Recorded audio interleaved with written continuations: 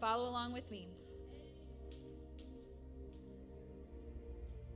Now, when he had finished speaking to Saul, the soul of Jonathan was knit to the soul of David.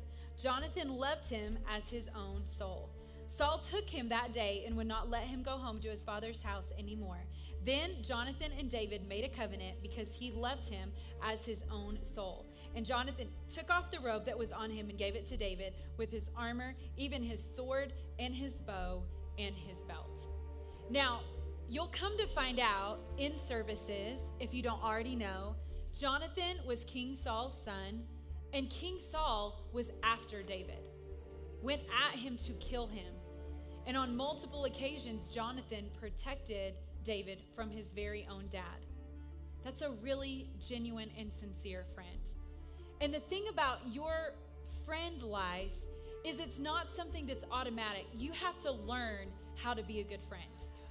And you learn how to be a good friend just like you learn how to do anything else with practice. And most people quit practicing the first time they get their feelings hurt or the first time a friend makes a mistake. And they lose trust and they say, well, I just can't be their friend anymore. Well, you're going to reap what you sow. So if you're cutting people off quick, just expect for people to cut you off quick. And really, the thing about it is, in Matthew 7, 1 and 2, Jesus made this statement, like, when you're judging others, you're the one that's wrong. So really, sometimes when you're so hard on other people, that's a reflection of insincerity in your own life. So check your friend card by asking yourself these questions. Number one, are you an honest and a loyal friend? Do you tell the truth? Or are you people-pleasing? Are you an honest, loyal friend?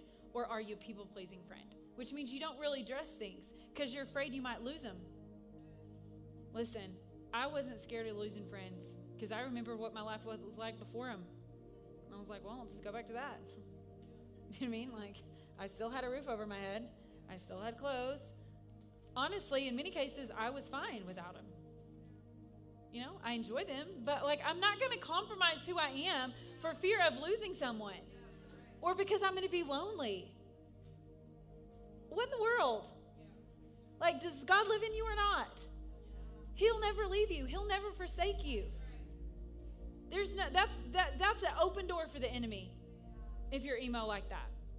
Number 3, what have you actually given up for someone else?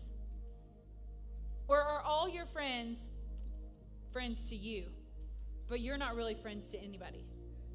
You are a taker, but you're not a giver. Proverbs 27:6 says, faithful are the wounds of a friend, but the kisses of an enemy are deceitful. People who tell you what they want to hear, what you want to hear, they're not real friends. Faithful are the wounds of a friend. That means when a friend loves you enough to be honest with you and potentially hurt you with the truth, not because the truth is harmful, but because your flesh is so weak, that's somebody you don't let go of. Proverbs 27:17 says, as iron sharpens iron, so a man sharpens the countenance of his friend. Look at this statement. This is huge. The kind of friend you are says a great deal about the kind of Christian you are. You can really look at your Christian life by your friend life. Even behind closed doors. Do you always pray for your life, or do you have other people's prayer requests in your mouth? Do you wake up every single day, pray for yourself, pray for your family, or do you pray for others? Right? Because that's a real selfless, behind closed doors things that maybe people wouldn't even know about. Here's the last one, generous love. And we'll look at